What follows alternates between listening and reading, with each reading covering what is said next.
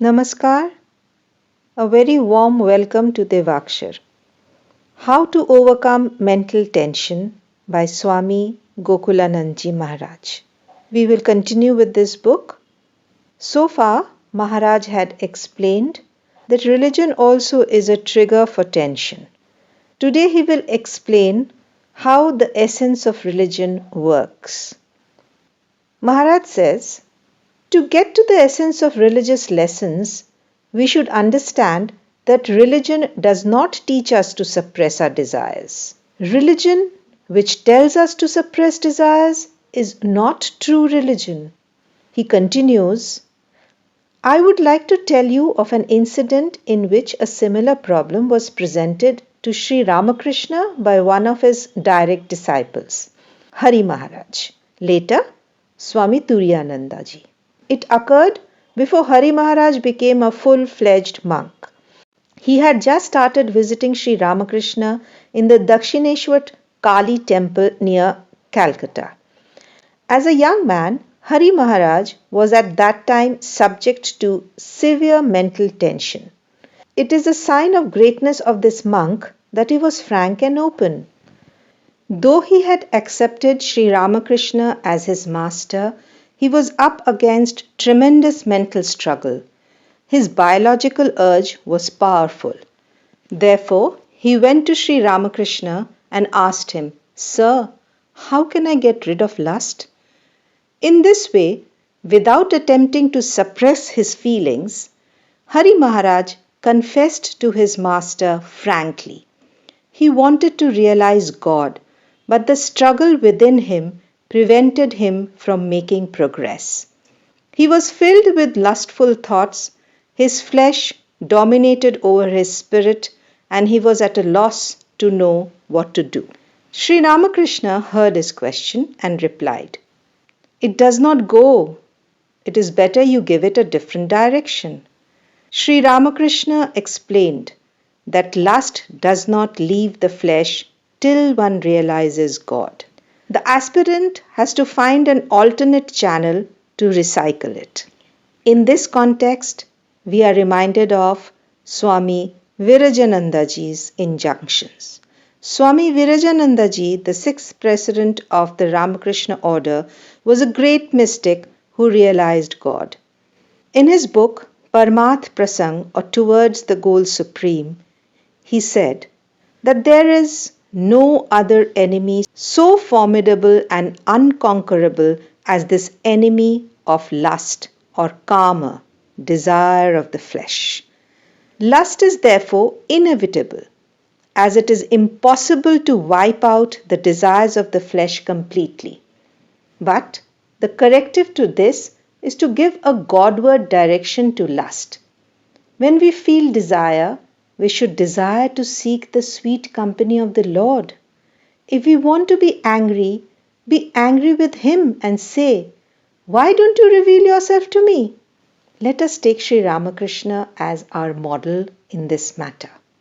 He used to say to Mother Kali, If you are a dead stone, then what is the use of worshipping you? If you are a living reality, then reveal yourself. We should emulate his example and be angry in this way.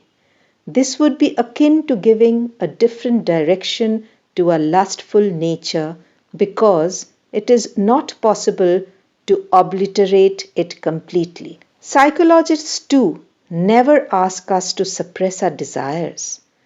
If we attempt to suppress our desire, the result is unbearable tension, and we are likely to be victims of neurotic behavior and develop various complexes. But there is a problem with Freudian psychologists because they believe that religion teaches us to suppress our desires, thereby giving rise to mental conflicts. This belief is not true. Such a belief does great injustice to our saints and realized souls. Mystics and seers admit that there are powerful urges, but at the same time they declare that it is possible to sublimate them. There is also scope for their fulfillment. A close look at our scriptures reveals that our rishis made provisions for all temperaments. According to them, Chaturvargas, Dharma, Artha, Kama, and Moksha are all necessary. The first criterion is to lead a religious life, that is, adhere to Dharma. Holding on to it as the pillar of life, we can earn money by honest, legitimate means.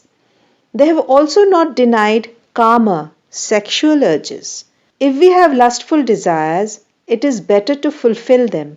But what we should avoid is to be totally engrossed in them, thinking all the time of pleasures as the ultimate aim of life.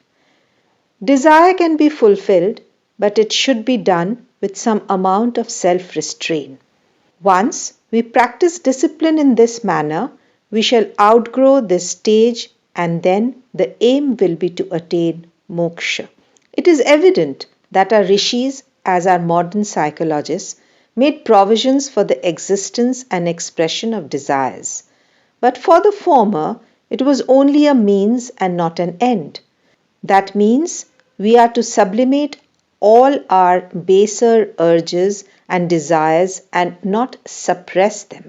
In this way, we must not forget that in addition to our lustful biological urges, we also have a divine dimension in us.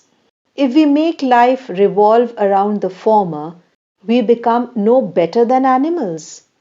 But if we make the divine spark come alive, then there is the possibility that we shall overcome our animal nature and move towards the divine plane of existence. Therefore, taking a view contrary to Freud and his followers, we can assert that religion, when rightly understood, helps to dissolve tension instead of creating it. It is dangerous to suppress desires because in that case there is the possibility that they will come to the surface of the mind and make their presence felt sooner or later. Hidden in the depths of our unconscious, they might surface in the form of bodily diseases such as stomach ulcer, palpitation of the heart, and such others.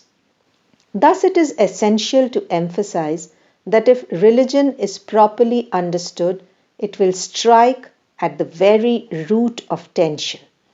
But for this, it has to be practiced in everyday life. Real religion teaches us that if we are always on the finite plane of existence, we shall not be able to overcome mental tension.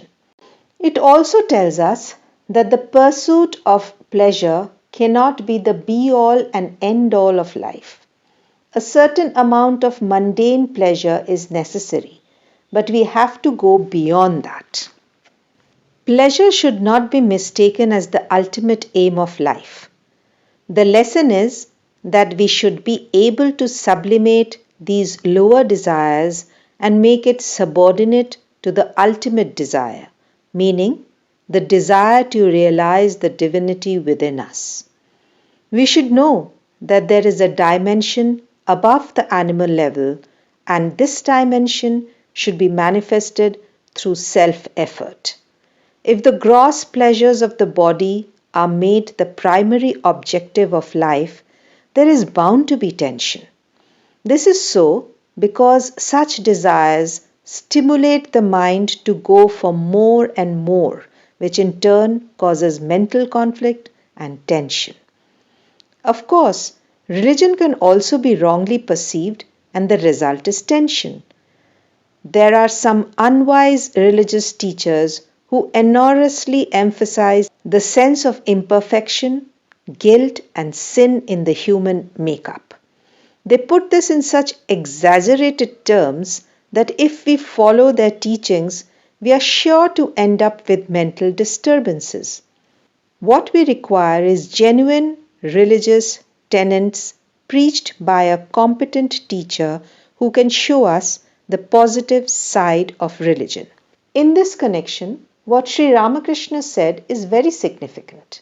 In one incident in the Gospels of Sri Ramakrishna, we come across his words saying, "Will you please tell me one thing? Why do you harp so much on sin? By repeating 100 times, 'I am a sinner,' one verily becomes a sinner. One should have such faith as to be able to say, 'What? I have taken the name of God. How can I be a sinner?'" Similar are the words of Swami Vivekananda. In one context, he said, "Do not talk of the wickedness of the world and all it sees. The world is made weaker and weaker every day by such teachings. Men are taught from childhood that they are weak and sinners. Teach men that they are the children of immortal bliss, even those who are the weakest in manifestation. Let positive, strong, helpful thoughts enter their brains from the very childhood.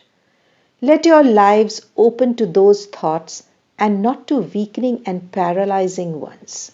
These significant words of world teachers such as Sri Ramakrishna and Swami Vivekananda prove that if religion is properly viewed, it will redeem rather than cause mental tension. Instead of emphasizing the negative aspect of life, we should always speak of positive aspects. Once more, we take recourse to the words of Swami Vivekananda, who said, "Who says that we are born sinners? It is a sin to call a man a sinner." This implies that if there are evil tendencies in us, let us not be obsessed by them. Let us be aware of the fact that just as the evil is there, we also have within us something divine. The aim should be to manifest this divinity in order to neutralize the evil. Viewed thus, the highest truths of religion cannot create stress or tension, nor do they emphasize sinfulness. Instead, they give us a feeling of hope, inspiration, and encouragement for the attainment of a harmonious life. Hope these series of lectures by Swami Gokulanadaji are helping you in reducing your mental tension. In the next session, Maharaj will discuss the role of sanskar and environment as the cause of mental tension. So stay tuned to Devakshar, share and like the videos, and do subscribe to our channel. Thank you so much for being with us.